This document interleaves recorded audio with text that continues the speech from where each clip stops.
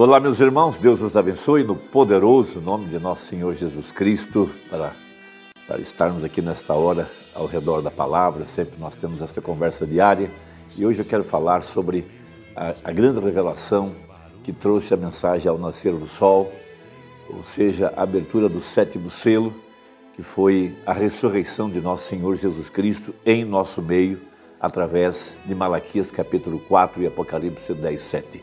A mensagem mais sobrenatural pregada pelo profeta foi a revelação dos 7 selos.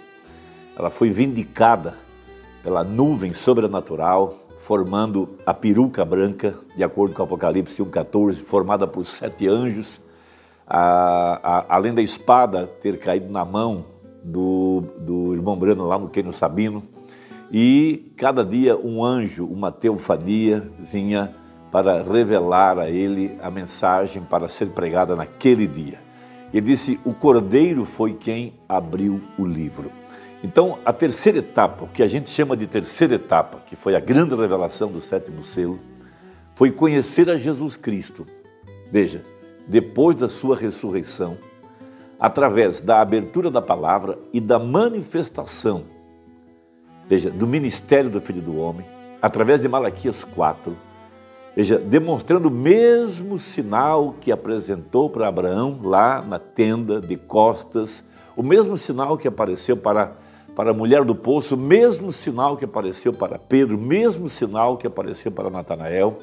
Veja, que a palavra de Deus é viva e eficaz e ela discerne os pensamentos do coração. Agora, para conhecer a Jesus ressuscitado, nós temos que fazer o mesmo que Paulo fez e que ele escreve aos Coríntios em sua primeira carta, capítulo 2. Ele teve que se esvaziar de tudo, esvaziar das suas tradições, da sua sabedoria humana, esvaziar-se da sua teologia, esvaziar-se das tradições judaicas. Ele teve que esvaziar-se de tudo e conhecer a Jesus Cristo. Primeiro, através da sua crucificação, quando Jesus derramou seu sangue e quebrou o poder do pecado, veja, venceu a morte, a sepultura, o inferno e ressuscitou ao 3º dia, de acordo com a promessa. Ele não andou com Jesus, ele conheceu a Jesus depois da ressurreição e ele conheceu a Jesus no poder da ressurreição, quando lhe foi reveladas as escrituras do Velho Testamento, quando aquele pilar de fogo lhe visitou no caminho para Damasco, e por 3 anos e meio ele foi visitado pelo Espírito Santo, e o Espírito abriu-lhe as escrituras, como fez com os discípulos no caminho de Emaús, em Lucas, que o conheceram depois da ressurreição, no detalhe do partir o pão. Quando ele partiu o pão, os seus olhos foram abertos. O mesmo tem sido feito conosco aqui no tempo do fim, através da mensagem de Malaquias 4, o molho movido. O partir do pão, os nossos olhos têm sido abertos para conhecer a Jesus no poder da sua ressurreição. Então disse o apóstolo na primeira carta aos Coríntios, capítulo 2, e eu, irmãos, quando fui ter convosco anunciando-vos o testemunho de Deus, não fui com sublimidade de palavras ou de sabedoria. Veja, porque nada me propus saber entre vós, senão a Jesus Cristo e esse crucificado. E eu estive convosco em fraqueza e em temor e em grande tremor. Ele não usou nenhuma habilidade humana, nenhum poder de convencimento, nenhum poder de persuasão, nenhuma psicologia, nada. Veja, ele queria que aqueles crentes tivessem uma experiência que fosse através da graça, através do poder vivificador do Espírito Santo. E essa mesma experiência está aqui, acessível a cada um de nós. Essa é a proposta, vamos dizer assim, na mensagem. Por isso a pedra cortada sem mãos veio clamando graça, graça a ela. Ela é a igreja, essa pedra com 7 olhos. Porque é a graça que abre o nosso entendimento. É a graça que nos faz entender a palavra, é a graça que abre os nossos olhos para conhecer a Jesus e esse ressuscitado. Veja, a minha palavra e a minha pregação não consistiu em palavras persuasivas de sabedoria humana, mas em demonstração de espírito e de poder, para que a vossa fé se apoiasse não se apoiasse em sabedoria dos homens, mas no poder de Deus. Que poder foi esse? O poder da ressurreição. O mesmo poder que ressuscitou a Jesus.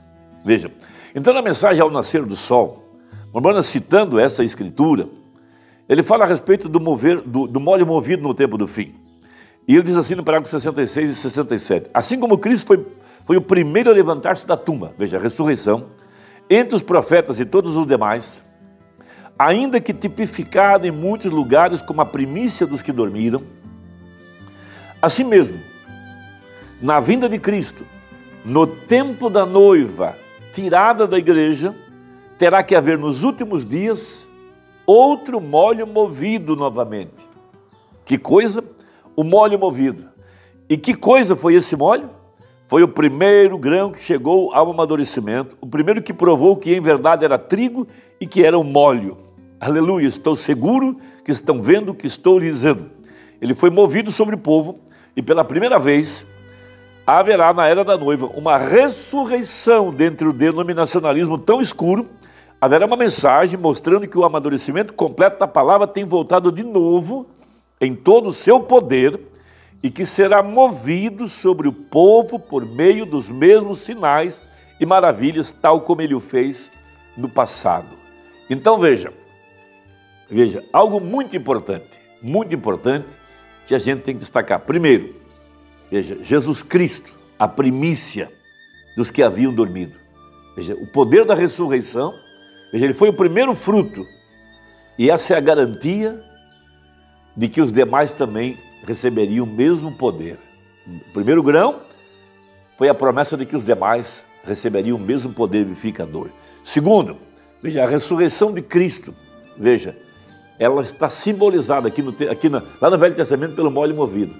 E ela foi totalmente vindicada e provada pelo ministério de Malaquias 4, Hebreus 4:12, de que o mesmo Senhor Jesus esteve entre nós, mostrando o mesmo sinal messiânico. Veja, a mesma coisa.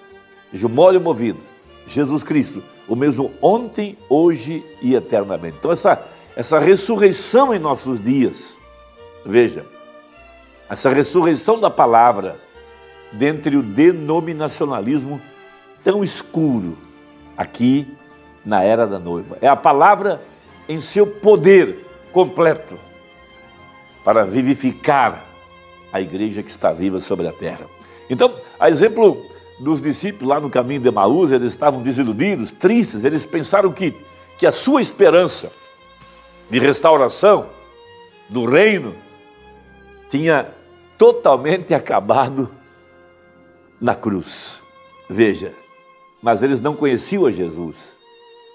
Veja, na experiência da ressurreição.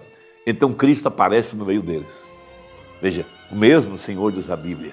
Então Jesus começa a interpretar a Bíblia para eles, explicando o que estava em todas as Escrituras. É o que tem feito o Mombrana. Veja, enquanto ele explicava, o coração deles ardia. Então, quando ele entrou em casa, veja, no simples ato de partir o pão, os seus olhos se abriram e eles o conheceram no poder da ressurreição. Agora, deixe-me te perguntar, a fé que você tem, ela vai só até a cruz de Jesus de 2000 anos atrás? Ou você conhece Jesus ressuscitado aqui no tempo do fim, o molho movido? A genuína fé, ela não se apoia em sabedoria humana, ela se apoia no poder da ressurreição, da revelação de que Ele é o mesmo ontem, hoje e eternamente. Você está buscando esse poder da ressurreição no quê? Em movimentos pentecostais, barulho e gritaria, sinais e maravilhas? Ou na abertura da palavra? Quando seus olhos se abriram eles o reconheceram. Pense nisso. Que Deus te abençoe. Até a próxima, se Deus quiser, no poderoso nome de Jesus Cristo. Amém.